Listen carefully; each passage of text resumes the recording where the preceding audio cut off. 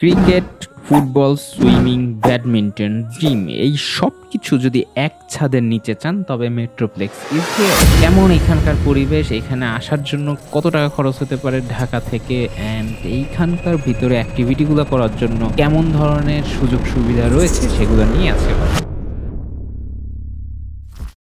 বসুন্ধরা আর এর অপোজিটে মেট্রোপ্লেক্স। ঢাকা থেকে আসাও বেশ সুবিধাজনক, 300 ফিট রোড হয়ে, অ্যান্ড পার্কিং এর জন্য এখানে বেশ ভালো ব্যবস্থা করা আছে। আর বাইক আপনি যে কোনো কিছু নিয়েই এখানে চলে আসতে পারেন। আর লাস্টে কিছু ট্রিক্স বলে দেবো যাতে আপনাদের হেল্প হয়, হয়তো কিছু টাকাও সেভ হয়ে যেতে পারে। আমি মূলত এখানে ক্রিকেট প্র্যাকটিস করার জন্যই আসা হয়েছে। এখানকার কস্টিং, সাথে কোনো অফার বা ডিসকাউন্ট পাওয়া যায় কিনা সেটা নিয়ে কথা বলি। ক্রিকেটের জন্য এখানে মূলত দুইটা অপশন আছে, একটা নিজে নিজে বোলিং করা আপনার ফ্রেন্ডের সাথে, অথবা বোলিং মেশিনের মাধ্যমে ব্যাট করা। এবং এই বোলিং মেশিন সহ আপনার কস্ট পড়বে 1000 টাকা, বোলিং মেশিন ছাড়া আপনার কস্ট পড়বে 800 টাকা। আমি পার্সোনালি বলবো বোলিং মেশিন দিয়ে ব্যাট করাটা ইজ দ্য বেস্ট চয়েস। আমি একটা স্টোরি আপনাদের সাথে শেয়ার করতে চাই। যখনই আমি এখানে ব্যাট করার জন্য গেলাম, ওয়েট এন্ড লাইনে থাকার পর, তো আমি প্রথমে যে বললাম যে ভাই আমাকে 120 বা 30 দেন, আমি পরে 140-50 খেলবো। এন্ড যে ভাইয়া ছিল ইজ লাইক আগে 110 খেলেন, তারপরে আস্তে আস্তে বাড়ানো যাবে। এন্ড দেখতে পাচ্ছেন যে বলগুলো এত তাড়াতাড়ি লেফট করছিল আমাকে উইভেন 100-110 স্পিডে, যে আমি চোখেই দেখতেছিলাম না। আস্তে প্রথম থেকে তার কথা অনুযায়ী চললাম, 110 থেকে শুরু করে আস্তে আস্তে স্পিড বাড়ালাম। এটার মেইন রিজন হচ্ছে যখন হিউম্যান বল করে তখন তার হাত থেকে বলটা ছুড়া হয়, সেটা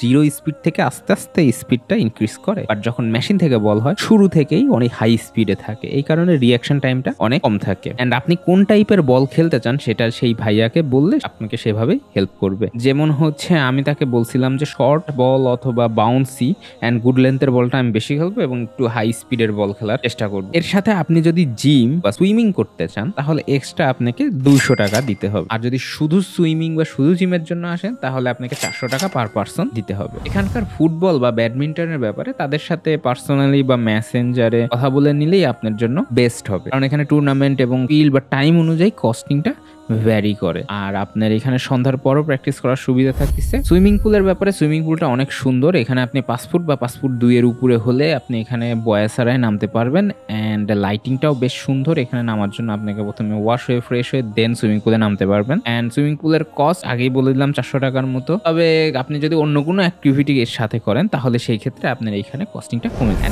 কস্টিং অ্যানালাইসিস করলে দেখা যায় হয়তো মাসে একবার এই প্লেসটাতে আসা যায়, কারণ এটা হিউজ এক্সপেন্সিভ। অ্যান্ড 1 ঘন্টা ব্যাটিং এর জন্য আপনাকে উইথ বোলিং মেশিন 1000 টাকার মতো খরচ করতে হচ্ছে। এটা আপনারা 2 জন প্লেয়ার মিলে ভাগ করে নিতে পারেন। এটা হচ্ছে আপনারা 30 মিনিট করে ব্যাটিং করতে পারেন, যেটা আমি বলবো যে পারফেক্ট, কারণ 1 ঘন্টা আমি টানা ব্যাটিং করার জন্য বেশ বেগ পেতে হচ্ছিল। Thanks for watching. More review and blog is on the way. Like and subscribe. Have a great day.